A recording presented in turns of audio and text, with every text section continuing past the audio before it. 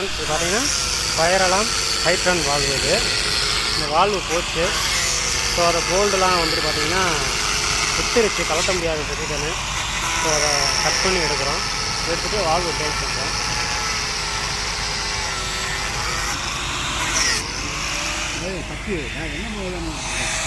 எடுக்கிறோம்.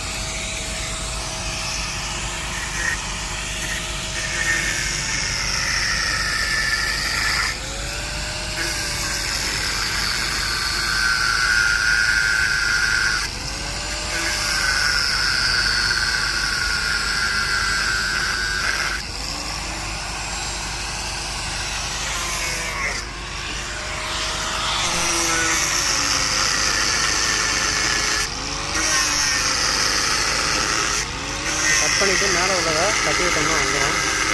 பாருங்கள் எப்படி